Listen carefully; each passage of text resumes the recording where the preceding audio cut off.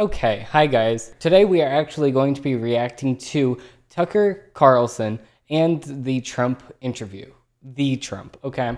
The one and only, we all know who Donald Trump is, okay? Former President Donald J. Trump.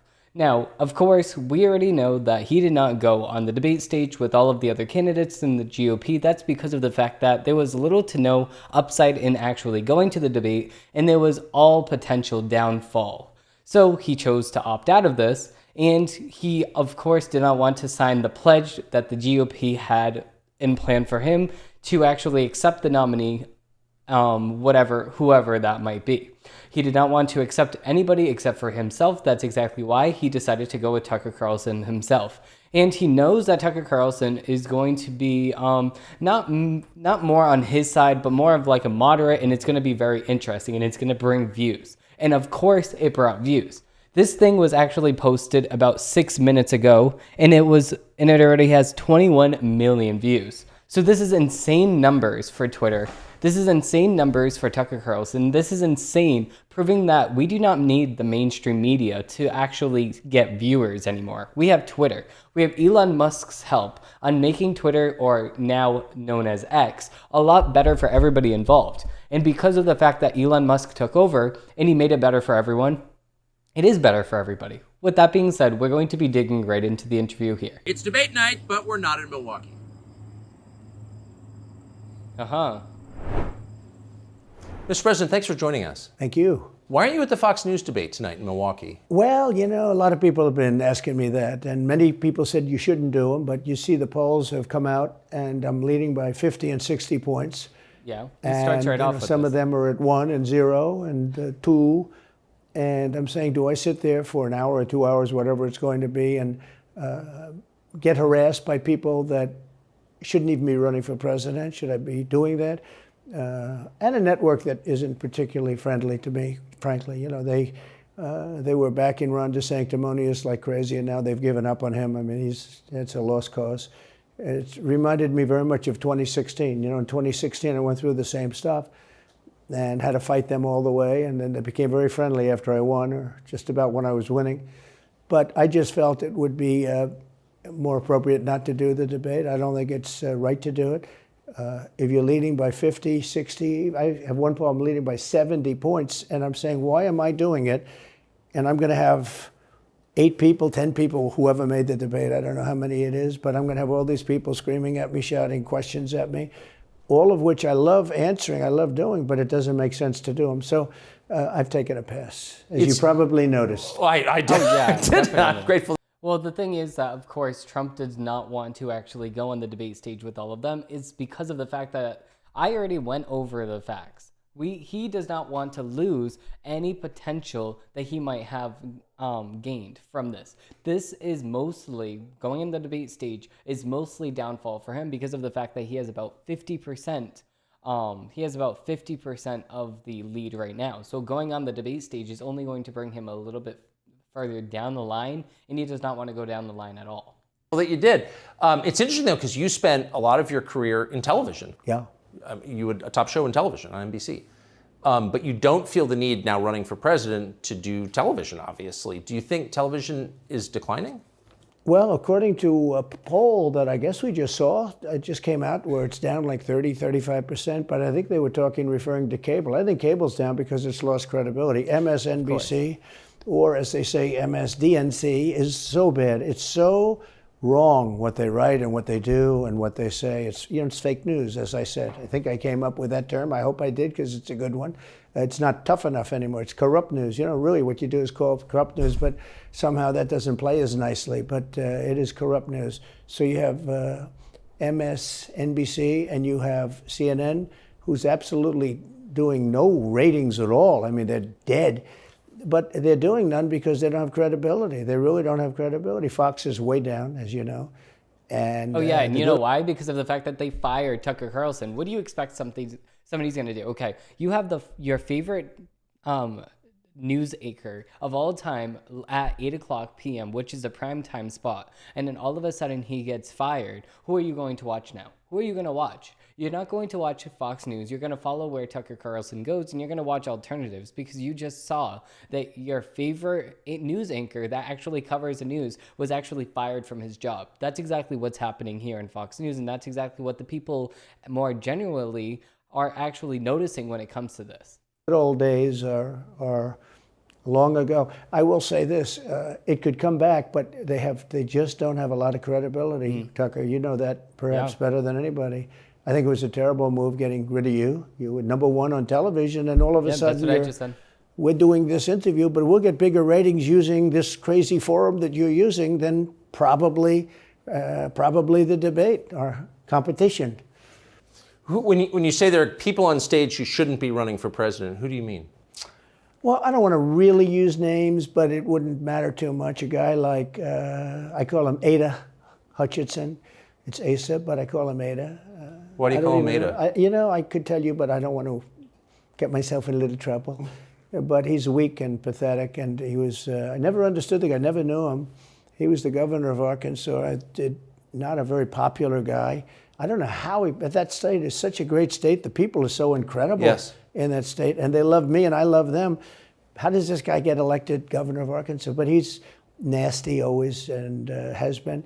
I think this is Trump's play because of the fact that he's going to have governors that just did good governorship in their states. But then as soon as they go against Trump and they run against Trump, they're rhinos and they're for the left, and oh my God, you just went and drove over your supporters. No, just because of the fact that they did not support you does not mean that they did not support your voters. I mean, they are contendants. They are people that actually voted them in, because the people that voted him in are not necessarily the same exact people that are going to vote him in or voted for him in 2020. Because I know a lot of people that actually changed their mind on Trump from this, and they moved on to other candidates like Vivek Ramaswamy or Ron DeSantis or Mike Pence. So there's a lot of people that have their opinion on that. And just because of the fact that you do not agree with Trump does not necessarily mean that you're a rhino anymore. And this is what Trump likes saying. A guy like Chris Christie, the guy left with a 8%, think of it, 8% approval rating in New Jersey. Now he's running for president. And he runs solely on the basis, oh, let's get Trump. He's like a savage maniac. He's like a lunatic.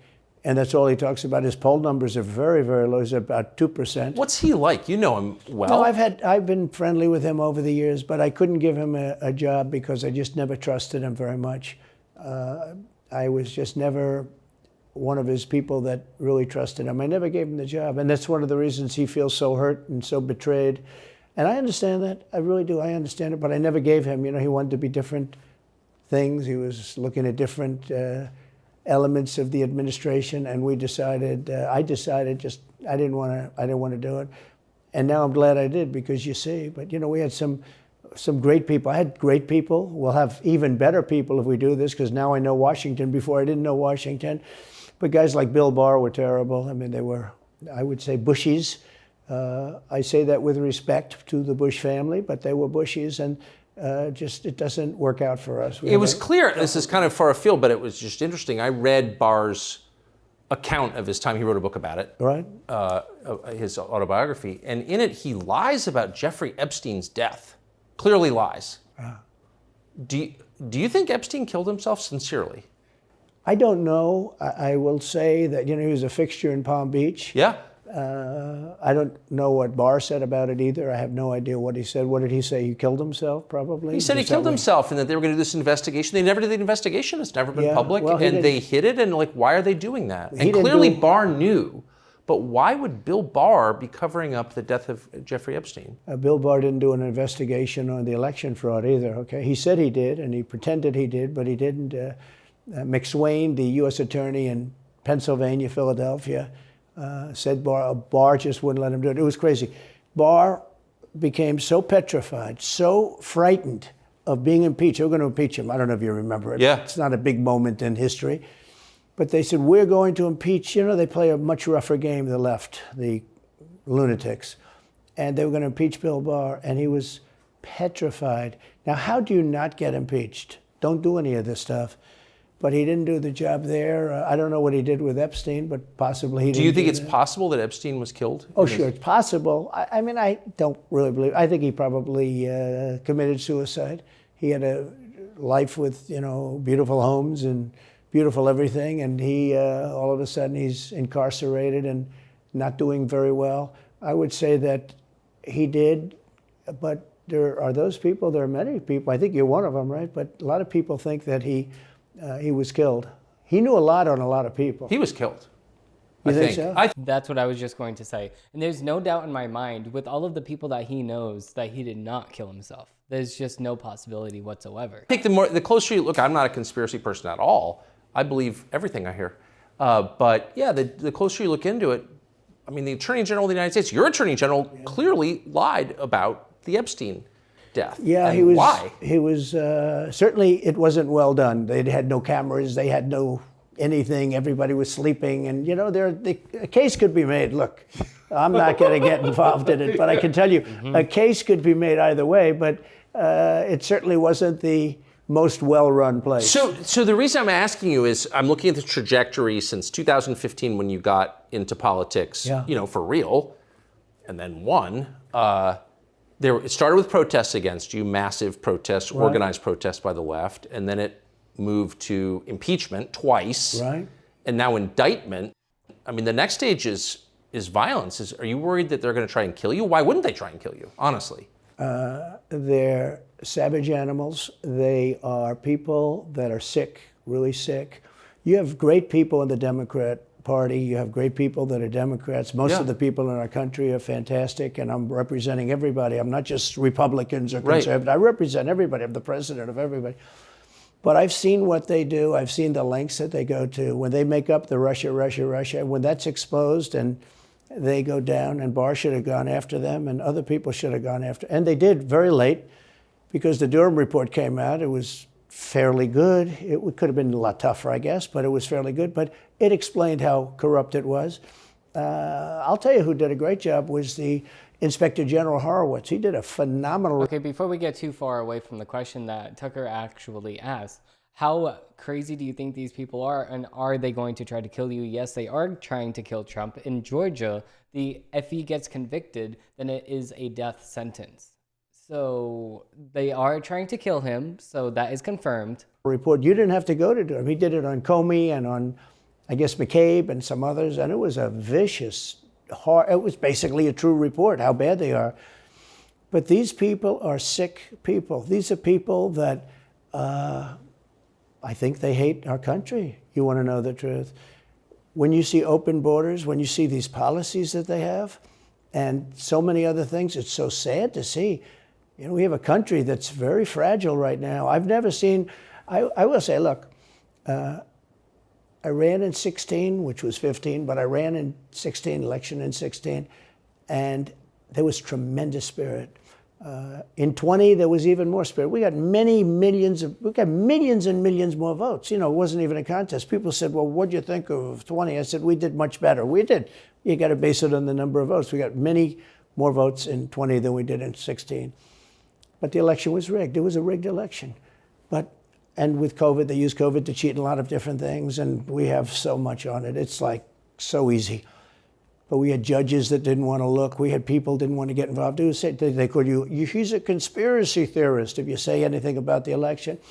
But I have never seen spirit like there is right now. Okay, so before he gets too far off of that, and I don't know if Tucker is actually going to really poke and prod at this one thing, but it's the fact that the Supreme Court gave Donald Trump and all of his administration the privilege and the opportunity to give all of their evidence over to the Supreme Court, and they had nothing, and it was all hearsay. So that's exactly what really made me turn the other way. Not really in the aspect of, oh, I'm not going to look anymore. I literally have my eyes peeled every single day, and if you have any evidence that I did not see, send it my way. But the thing is that I'm looking every single day for evidence to prove that the 2020 election was a steal in the aspect that Donald Trump is talking about. Yes, I do 1010% agree that yes, it was rigged in the media aspect of it. Yes, it was rigged in the COVID aspect of it, but everything else was purely opinionated. It's a vote from the people voting for who they want to be the president of the United States. And when the Supreme Court gives you the opportunity to actually prove your case, it's all hearsay. It's not hearsay. If you say that you have evidence, give the evidence. Why didn't you give the evidence?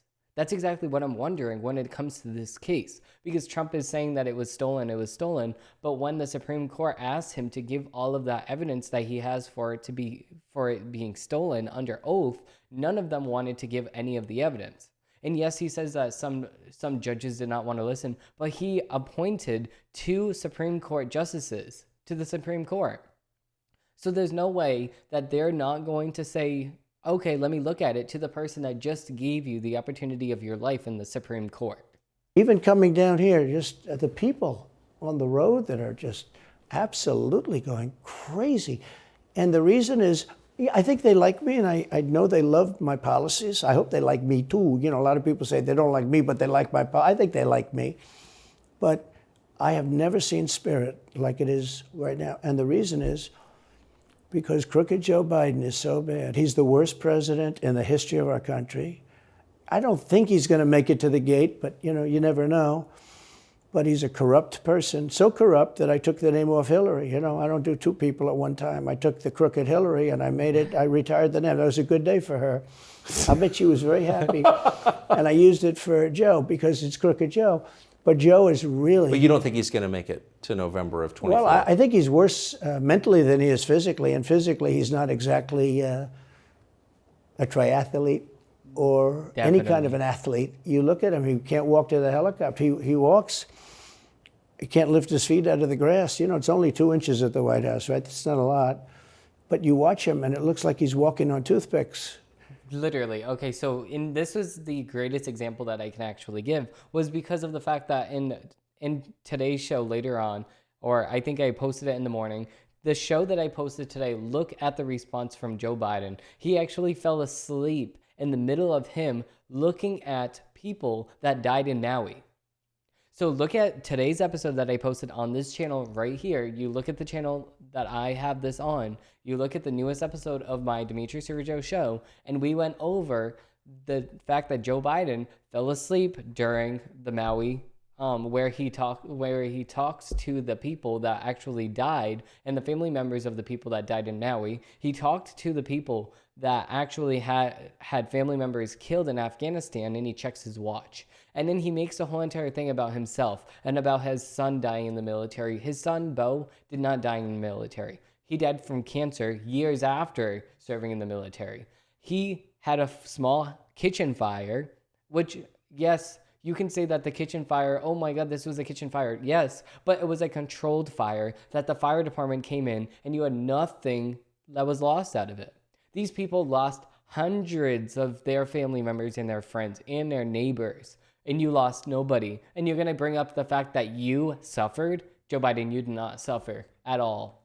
So, and then you see him on the beach where he can't lift a chair. You know, those chairs are meant to be light, right? Yeah. They're like 2 ounces. Yeah. You lift them up.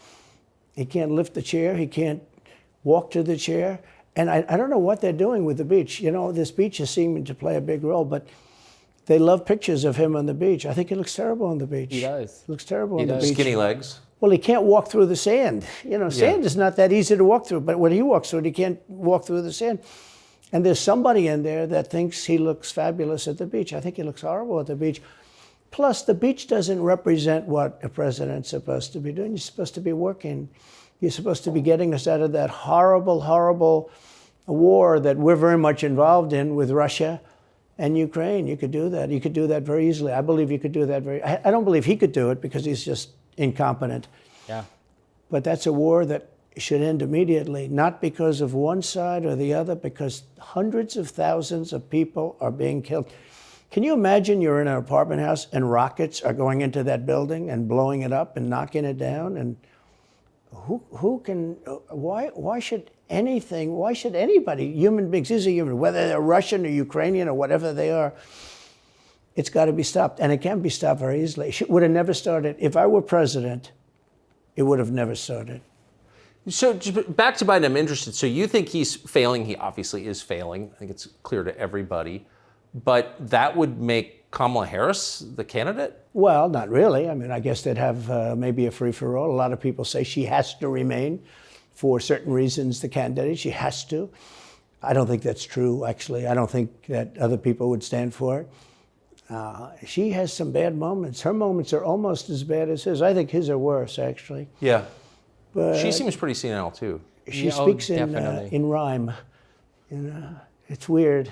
It is very weird. And you can actually look at the fact that she likes to talk about her yellow school buses or her Venn diagrams. Everything that she talks about is just very weird. It is very, very weird, and I completely agree. It's weird, but she has bad moments. And in rhyme?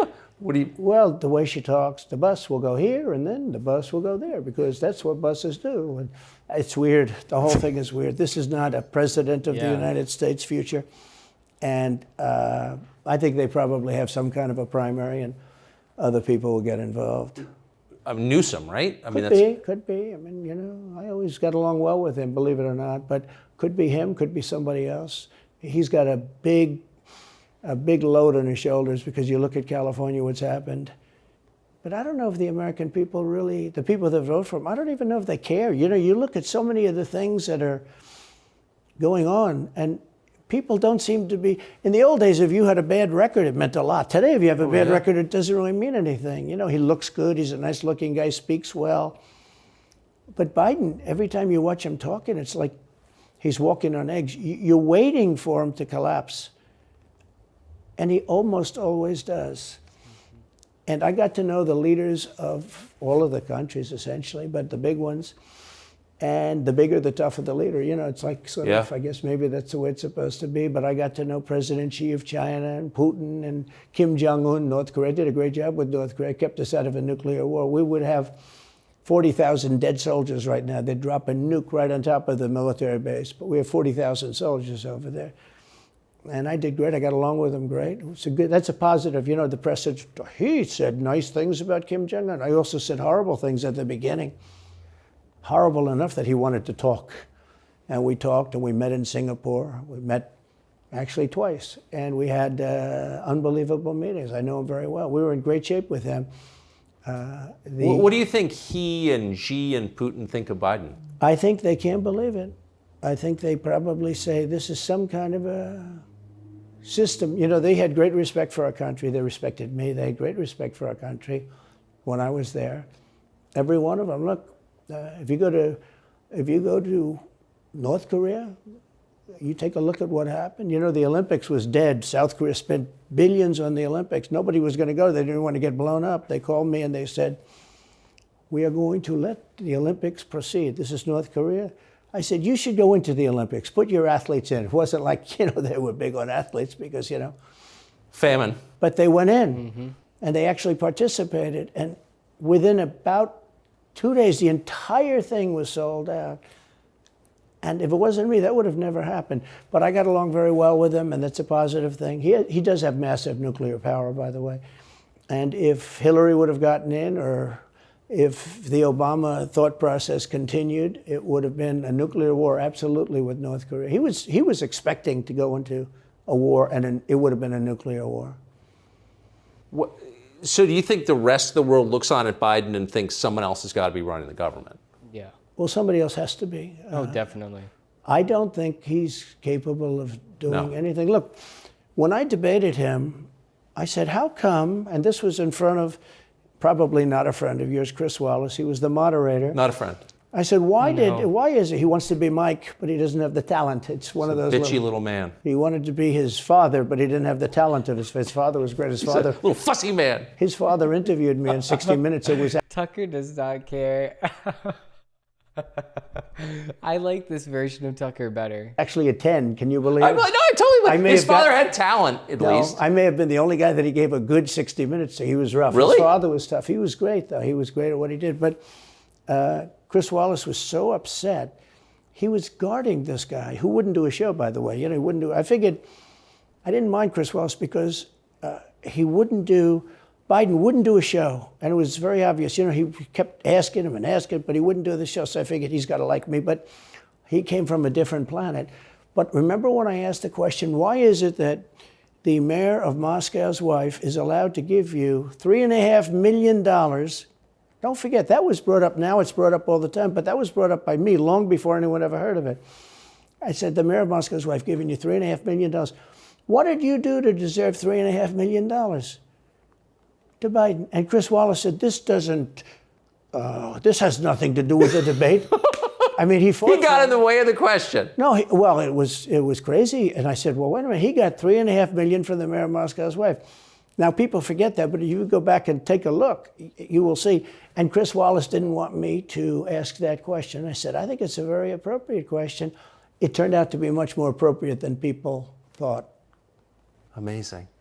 Well, not just that, but also the fact that the whole entire Joe Biden family gets money from Ukraine, from China, from all of these other offshore bank accounts from other countries, but then they go and they say, oh no, Trump does this, Trump did this, Trump did that. No, Joe Biden is a person that has been doing this since the beginning of time. He's just your average crooked government official. And if Trump did half of the things that Joe Biden did, then he would be in the hottest water ever, and he would not be in the situation that he is in today.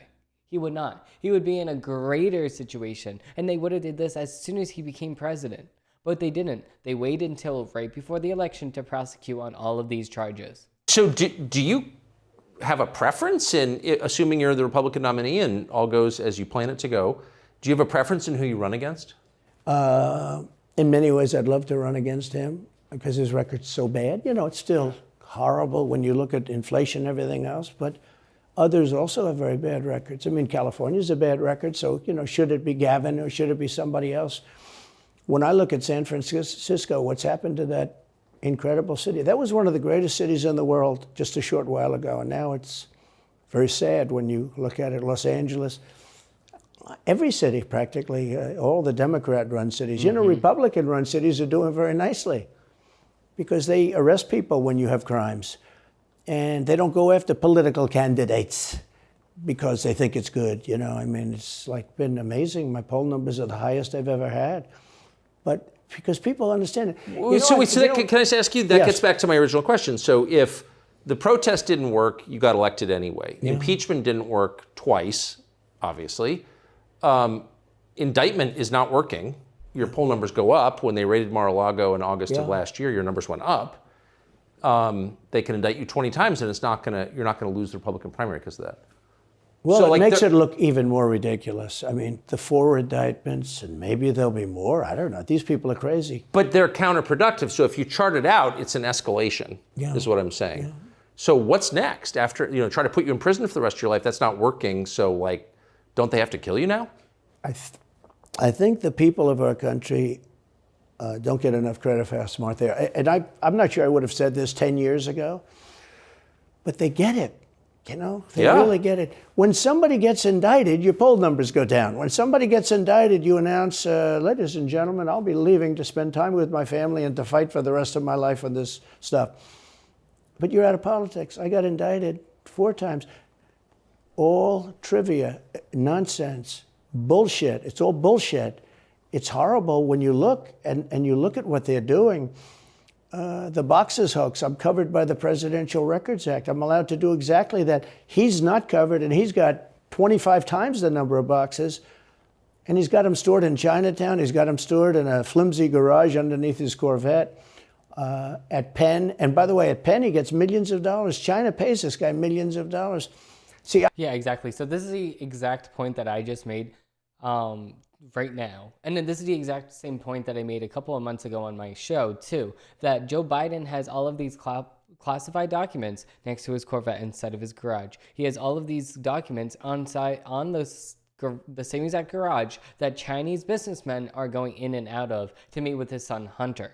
And while all of these people are colluding together, Trump is over here and he takes a couple documents and he puts them in a locked part of his Mar-a-Lago residence inside of a bathroom that nobody really goes in, inside of a Secret Service locked down Mar-a-Lago. Secret Service is all over the place in Mar-a-Lago. Nobody's going in, nobody's going out if you're not wanted there. Security's all over the place. Obviously, it's Trump's residence. Now, when we go and look at the fact that Joe Biden did all of the same exact things that Trump did, but then Trump is being the one prosecuted and Joe Biden's not the one being prosecuted, you can see exactly what kind of politics that these people want to play. I think he's the most corrupt president we've ever had. Yeah. And he also has the distinction of being the most incompetent. And I believe both. I mean, he's both incompetent and corrupt. So and who I is running the actually government? believe he's compromised because China knows so much about him. They know where the money comes from. They know where it is, who paid it, and they probably paid it. Well, they do pay Penn, and he gets $1 million. I think he takes $999,000 because keeps it a little bit under $1 million, like by $1. But he, in many ways, is a Manchurian candidate. We have a Manchurian candidate, and he's afraid to tell Russia to get out of Cuba. He's afraid to tell China to get out of Cuba. He's afraid. China now is building, think of this, China is building military installations in Cuba. The Cuban population of Miami is not too happy because they're never going to be able to go back. And you don't even hear about it. And the worst culprit is the press, the media, because normally, when I first heard that China is building installations in Cuba, and installations means military installations, okay, they said just some communication. They did that on the islands with Japan. They took the island, they started this massive construction, and they told everybody, including the Japanese have to be very careful. They told everybody that this is a housing development. They're going to build a housing development. And I said, how come the runway is 20,000 feet long? Private jets need 4,000 feet. They don't need 20,000 feet. The big ones need 20,000 feet. They don't even need 20.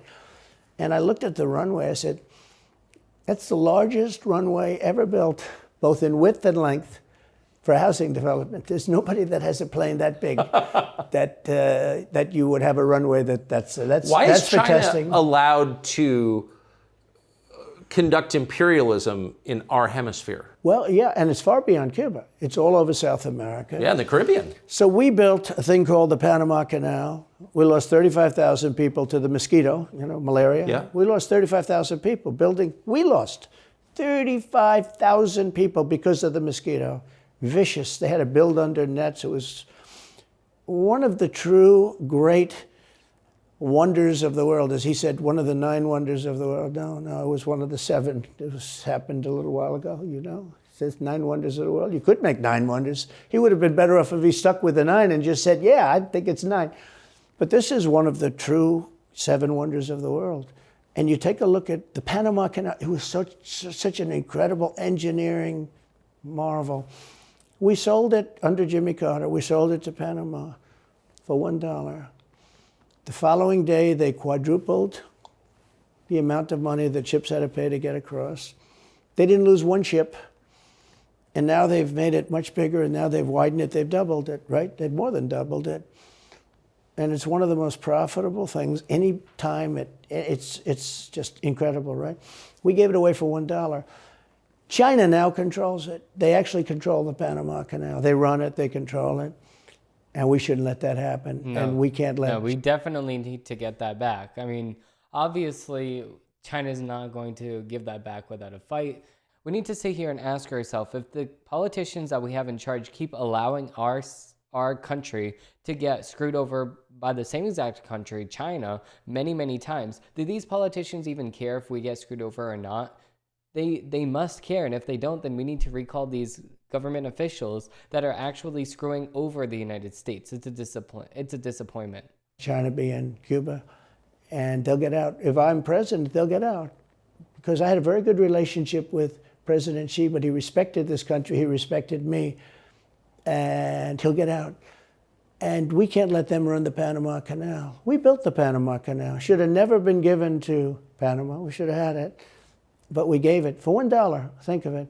They quadrupled. In one day, they lifted the fees, which are, pretty big, for these massive ships to go through, right? Rather than going around the Cape and through all the tremendous storms, such beauty, it's beautiful stuff. But you didn't want to get caught in those storms. Those were storms that wiped out the biggest ships. And we go through the Panama Canal, we built it.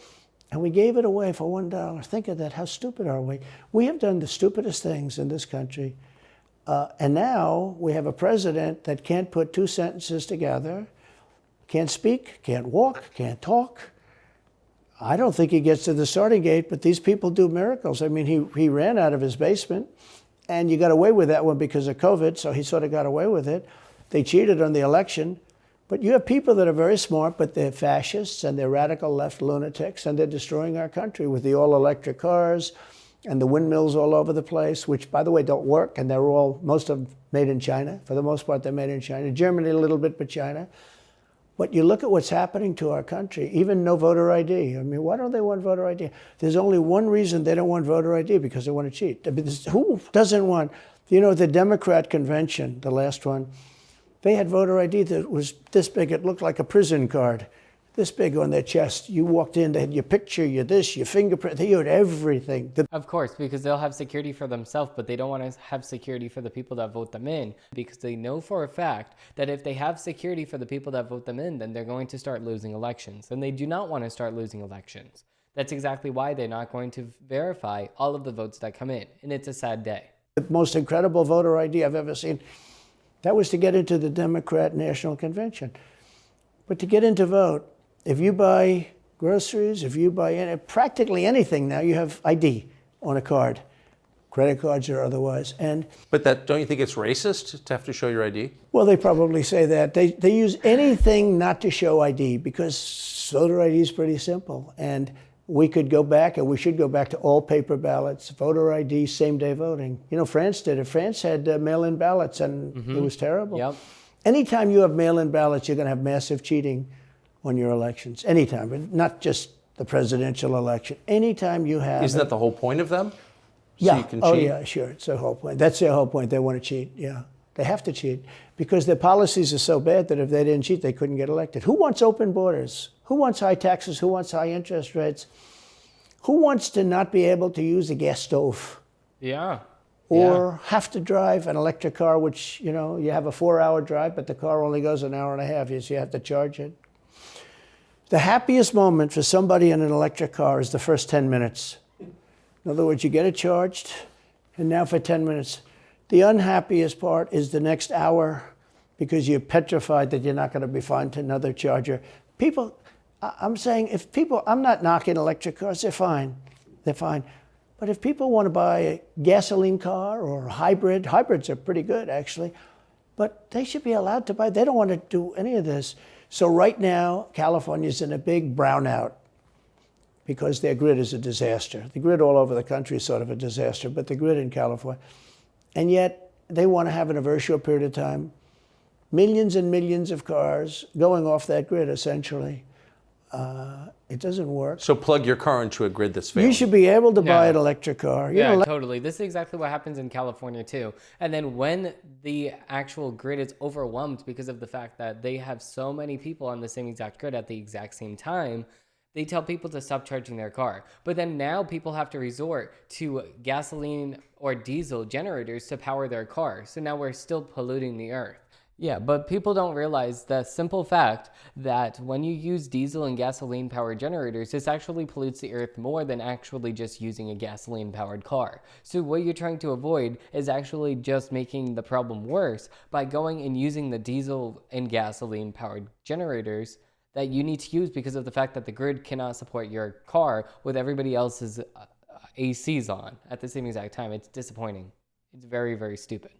Electric cars could be fine if you drive short distances and you want to have, whatever, and you have plug-ins everywhere you go. They could be fine.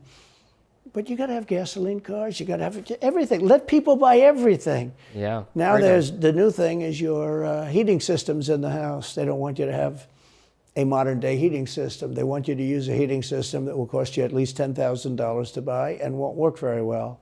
Yeah, of course. And this is exactly the initiatives that they have because it's the new way that they're trying to push. National Grid does this, and the National Grid is actually where I live. National Grid is actually trying to push you to buy LED lights, even though LED lights are just so annoying to use. Yes, I have them for my camera stuff, but LED lights, they say that they last longer, but then they look so ugly in person. They have like, I don't know how to explain it. It's just way too bright. You can't adjust it sometimes. It's just annoying to use. So it's the old-fashioned way is the best way for me. and they try to push you to use all of these things that I don't really want to use. Like, I just want the old-fashioned stuff over here, okay? I'm good, okay? I don't need your little your automatic thermostat for $30. No, and then you're going to track exactly what I use. No, I'm very good, okay? The less tracking, the better. You know, none of this stuff works as well.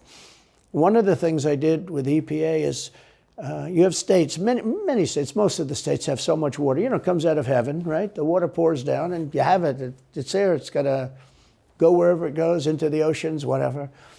It's not like a big problem. Now, in some states, they have a problem. You know, you have some desert areas and all, and for that, it's okay. But they have sinks where no water comes out. You turn it on, no water comes out. No water comes out of the shower. No water is allowed to go into the washing machine for your dishes or for your clothing or what. And I avoided all of that. Wait, they have sinks where no water comes out? Sure, you have restrictors. When I say no water, very little water. You want to wash your hands, right? Yeah. And you've seen this, and you turn on the sink and it's very little. Or you want to wash your beautiful hair, right? And you're standing under a shower. Then the suds never go. If the water comes out very slowly. I'm sure you've seen this. It usually takes place in new hotels and new homes. Yeah, you take a drill and take the they have limiter out. Well, you can, but now they make it so you can't do that so easily. They have a restrictor. It's called a restrictor, and it restricts the water from coming out. So I ended all of that, and you have to see these, they let the water come out. You know what people do? They wash their hands like 5 times longer, or in the washing machine, they'll press for their, let's say the dishwasher, they'll press it, then they'll press it about 7 or 8 times. Yeah. They'll end up using more water, and it still won't be very good. I met with the head of Whirlpool. They were practically going out of business during my administration, and they said to me, from Ohio, incredible, great state, I love Ohio, and they were really doing badly because people were dumping washing machines all over, mostly from South Korea, but also from China. And he was explaining it's just a terrible situation. I said, let me ask you, how's the quality? He says, we're better, but they are good enough quality. But, you know, of course he's going to say that, but, you know, they are better. He said, but they don't allow us. They're dumping these machines. They're cutting us in half. They're killing us. And on top of it, the government won't let us use water in our machines. I mean, he shows me like a quarter of a bottle of water. That's supposed to be washing clothing. And I freed it all up, and I put tariffs on these countries that were selling and the machines coming into the country. And that company went from all the washing machine companies, they make washing machines, they make dryers, they make all of the different machines that do this kind of work, including dishwashers. And they went from a disaster area to being just thriving. But can I ask They love me in that part of Ohio. Well, I bet they do, but why should EPA, no one at EPA was elected by anybody, Yeah. Why do they have the power to decide how much water your washing machine uses? Shouldn't Congress in a democracy get to vote on that? Yeah. Yeah, you could say that. They do things that are not very... So how do you, that's my question, how do you, if you get elected again, go back to Washington, how do you keep the agencies under control? How do you keep FBI and CIA specifically under control? The way you do it, like I fired Comey, that was a big deal. You know, a lot of people said, and I fired him very early. Somebody said, oh, I wish you would have fired him. There was a real question about firing him. Anyway, you understand, because, you know, when they have a 10-year term, there is a question. I fired Comey. That was a great thing. If I didn't fire Comey, maybe I wouldn't be talking to you, or I'd be talking to you about real estate or something else other than politics, right? That was a coup, in my opinion. That was a very sick deal. That was the insurance policy. You remember the insurance policy? Oh, she's going to win, darling. She's going to win. But just in case she doesn't, we have an insurance policy. And insurance policy was what they were doing. And we caught them with that. That was a very important tweet or whatever it was, text. It was a big deal. That was a big deal. The insurance policy. She's going to win 100 million to 1. That's not good odds. At least they gave me 1, right? 100 million to 1. But just in case she doesn't win, we have an insurance policy. And everybody said, that's strange. That's strange. But we caught all of that because I fired Comey. Because when I fired Comey, it was like throwing a rock into a hornet's nest, into a nest of bees, and the place went crazy. So when you were president, are you confident that you knew everything, say, CIA was doing around the world? No, I'm not. It's It's a very interesting group of people. I had very good relationships, I thought, but I was a little surprised when I got out that, things go on. Look, it's... what were you surprised by? I was surprised. I think it's some of the people. I was surprised that there was... I had a group of people. Look, we killed many, using the CIA, I have to say this, very bad actors. We were very good at it. You look at Soleimani, you look at al-Baghdadi, bigger than Osama bin Laden. I mean, Osama bin Laden, but al-Baghdadi did ISIS, and he was rebuilding ISIS very strongly. And that was the CIA that did that? That was really us that did that. Yeah. That was really us that did that. And Soleimani was us that did that, not so much CIA. But we did some very good work with the CIA. What I started, when I looked at the 51 intelligence agents saying that was the laptop from hell was Russia disinformation, when I took a look at that, I said, that's a horrible thing. They knew it wasn't. They knew it was not. And by the way, you're talking about cheating on the election? McLaughlin and Fabrizio, great pollsters, they said a thing like that plus other things meant anywhere from 10 to 17% of the vote would change. Whatever happened to Mike Pence? You've always been nice to Pence. I've never heard you criticize Pence. You've defended him in public many, many times. He's out there attacking you. What is that? His face. I just can't. He's just sitting there like, Mike Pence. Mike Pence. Like he's just sitting there. I like his face when Tucker asked him that question. I don't know. So Mike wants to run for president. You got to understand, in my opinion, Mike Pence had the absolute right to send the votes back to the legislatures. The Democrats and everybody said, you don't have the right. In other words, what I said, is he a human conveyor belt? You mean if he finds fraud in Pennsylvania, in Georgia, in any of these states, Arizona, he has to send them to Mitch McConnell, right? That's right, sir. Well, if he finds fraud, he has to? Yes, sir. I said, so he's a conveyor belt. Boom, put him in. I said, I don't agree with that. And we had some lawyers, not all, we had some lawyers that said, no, you do have the right to send them back to the legislatures to be rechecked. Because if you looked at what went on in Wisconsin, who, by the way, now agree with me, Wisconsin has been virtually, other than the fact they're not allowed to do anything statutorily, but Wisconsin has been, what they found is incredible. We won Wisconsin. But Mike Pence had the right, in my opinion, to send him back. Do you ever talk to him now? No, I haven't spoken to him in a long time. I was very disappointed in him. I didn't want to do what Thomas Jefferson did. Thomas Jefferson, it was Georgia. And it was, hear ye, hear ye, the great state of Georgia is not capable or allowed to tabulate their votes.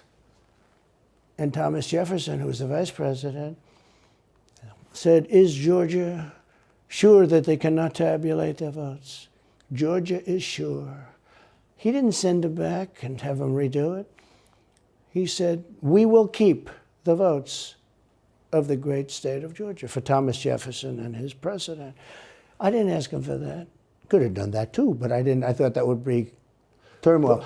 I asked him to send him back to his legislature, to the legislatures, in Wisconsin, let's say. But why didn't he? You'd worked together for 4 years. You're the president. He's VP. You say you're aligned on everything. I think he got very bad advice. I really do. Now, let me tell you what happened. I sat there with a few people. I think his lawyer was in the room too. His lawyer was very much against it. There were other lawyers that felt you could do it. It was one of those things. I think you could have done it. Yeah, okay, so if we have a debate into can you do this or can you not do this, or can you send these votes back to the legislature? Can we send them back to the states that they came from so they can get verified again? If we have lawyers debating on if you can or cannot do this, I would just keep it safe and just not do it. That I think that Mike Pence made the right decision in that aspect because he doesn't want to get himself in trouble, but then also at the same exact time, he has lawyers telling him both to do it and not to do it. He has one side of his shoulder saying, oh yeah, go ahead and do it. And then the other side of his shoulder saying, oh, no, don't do it. You're going to get in trouble. So it's like, do you blame Mike Pence for trying to keep doing the safe route or keep on the safe route on this aspect? I don't really blame him in that. I think you can always do something if you see fraud or if you see problems. But it's very interesting. So after the election was over, the rhinos got together with the Democrats and they redid the election, so you couldn't do it anymore. So then I called the people. I said, so in other words, you're saying I was right. You could do it. Yes, you could do it. In other words, they took the Voting Act and they redid it so the vice president no longer has the power to do what I said he could do. So when that happened, I said, wow. So, and you know, you'd look some of these Democrats in the eye and they'd say, he has absolutely no right to do it. And immediately after the election, they met rhinos, could name them all, and Democrats, and they approved legislation that takes away the right of the vice president to do it. So I said, so you're saying I was right. The vice president did have the right to do it, and they said, yes, he did. So if you're saying they stole it from you last time, why wouldn't they do the same this time? Oh, well, they'll try. They're going to be trying, yeah. But, and not only me, you know. Look. Okay, but the question that Tucker should be asking is, how are you going to stop them from stealing this election from you again? And the thing is that, yes, you can say, oh, they're going to try to steal it from me again, but how is this time going to be different than the last time? Is this going to be 2020 2.0? Is this going to just be 2020 in the year 2024, where you're not going to accept the results of the election and say that it's rigged and stolen, but then if you win, it's not rigged and stolen? This is exactly why in 2016, when you ran, a lot of people were saying, okay, but if you said that the election is rigged, folks, quote unquote, that's his words, and then you get in, is it still rigged, or is it not rigged when you win? So this is why it's not really making a lot of sense. It's not coherent in this aspect. And I can kind of agree with some people that are saying that this is not coherent, because it really is not that coherent. He needs to really dig in deep and exactly show what he really means in this aspect. DeSantis is out. I think he's gone. So he was at a level. People have figured him out. He's gone. But if somebody else got in, other than me, they'll go at him just as viciously as they did me. Yeah, but that's exactly the point that we're trying to, we're seeing here, right? So the mainstream media is attacking DeSantis. They used to attack DeSantis with his COVID policy. The only person in the GOP that they're really not attacking is Vivek Ramaswamy, because they know that if they don't attack somebody, then they're not going to raise in the polls. And Vivek Ramaswamy could really give Joe Biden a run for their money. They know, the mainstream media knows this. That's exactly why they're not talking about Vivek at all. They're not talking about Vivek at all. They'll invite him, or sometimes they'll even oust him from the show. So it depends on what media source you're really looking at here. You're either invited to the show or you're not invited to the show. There's no real in-between with Vivek Ramaswamy. So, I mean, the media just knows this for a fact. When you're attacked by the media, they know that you're not a threat, or they know that you are a threat. So that's exactly why they're trying to bring you down. These people are sick. They will go after them. And a lot of people say they won't be able to hold up. I do get credit for holding up quite well, I must tell you. I think it's... How do you do that? How do you get indicted, every week and stay cheerful? I think it's a lot easier because I'm so high in the polls, because it means the people get it. The people see it's a fraud. The people see it. Like this horrible district attorney from just a little while ago, from essentially Atlanta, it's Fulton County.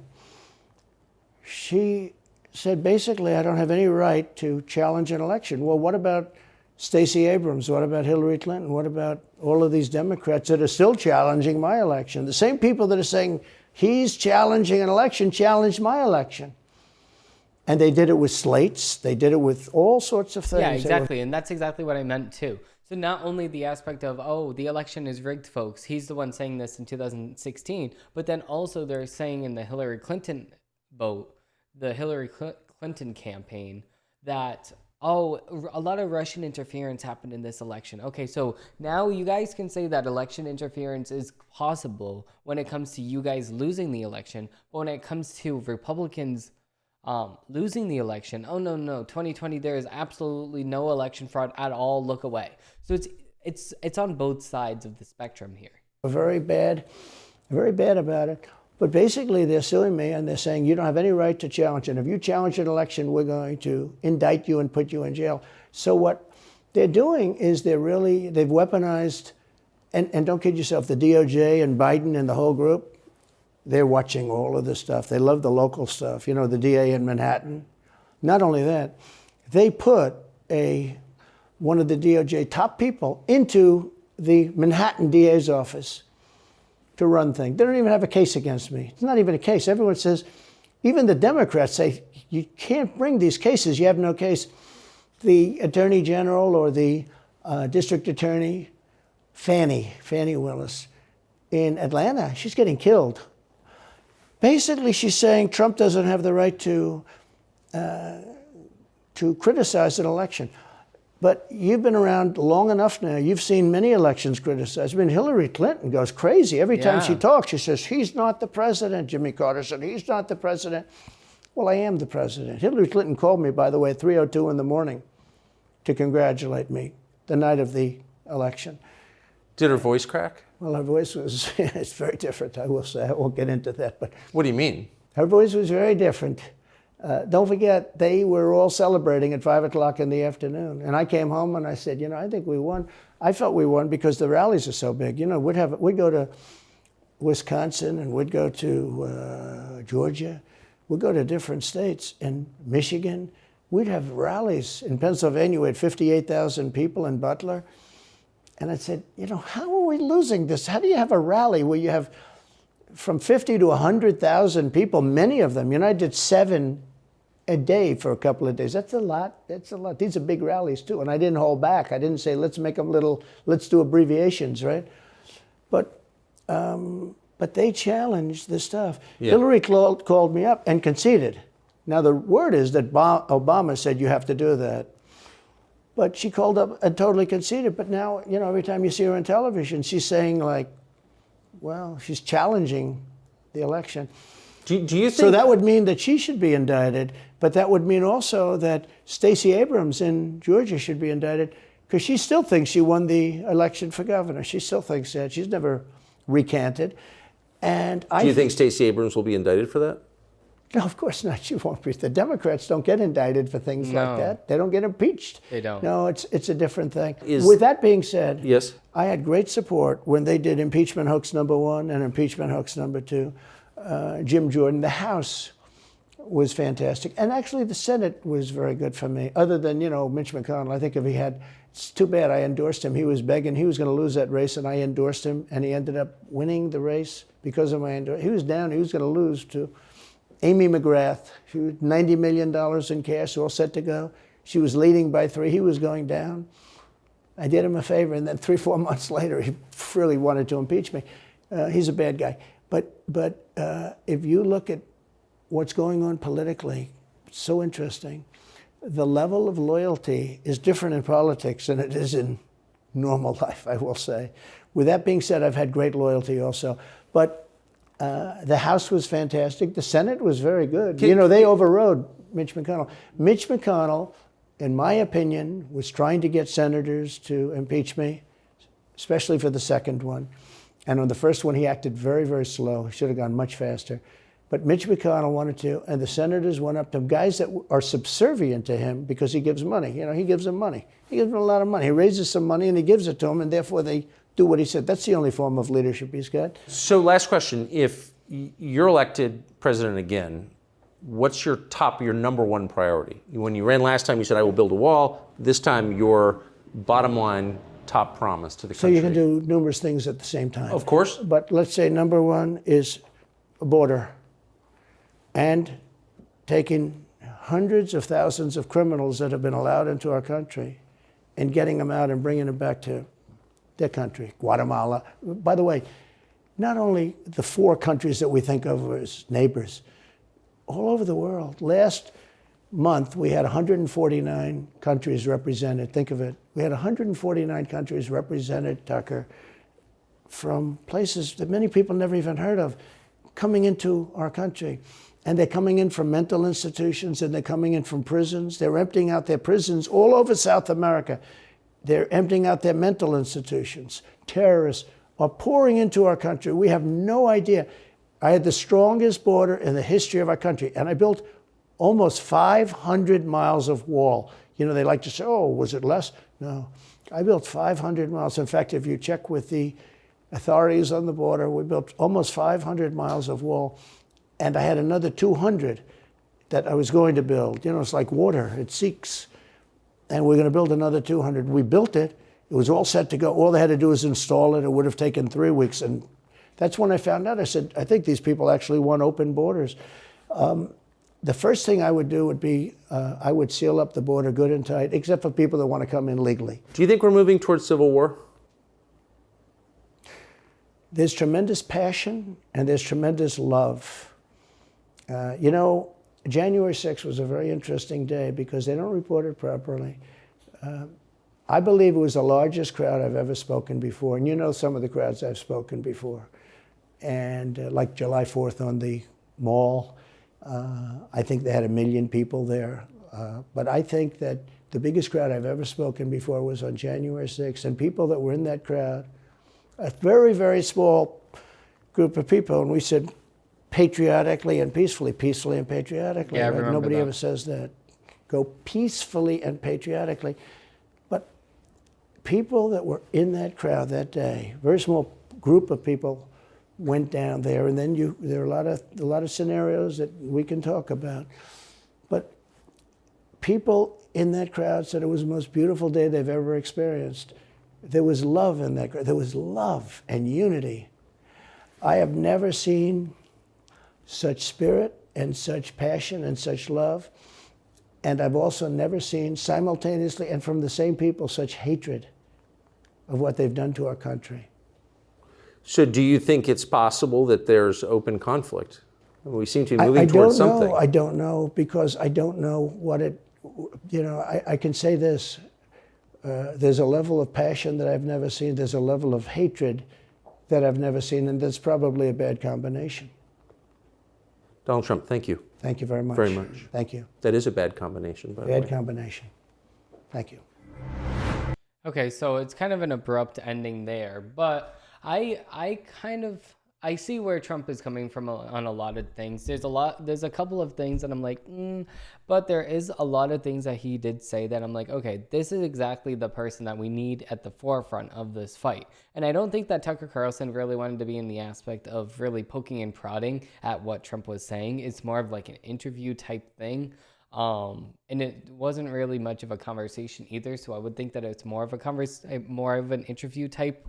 But I think that Trump would have been really interesting to be on the debate stage. That's why I'm kind of sad to see him not on the debate stage. But I'm also sad to see that the debate has also been announced that you cannot react to the debate more than 4 minutes.